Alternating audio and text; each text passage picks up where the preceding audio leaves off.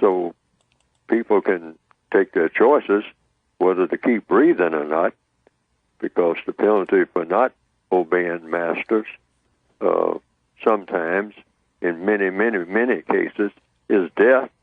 Most people don't want to die, at least not at that moment. Most people want to breathe another moment, another day, something like that. So they'll go along with it. Most people are that way. People who criticize other people for going along with systems still want to keep breathing themselves. So when they're faced with a situation, they might risk dying on some day, but maybe on that particular day, an individual may not want to die. Yes, sir. For some, whatever reason. And so the person goes along and says, well, one of these days I'm not going to put up with this any longer.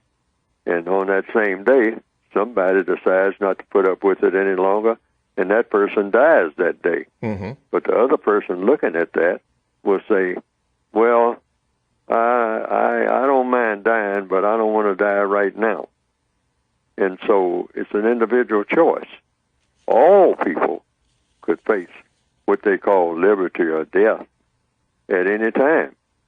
I've heard black people criticize other black people for putting up with things, but then they have to look at themselves.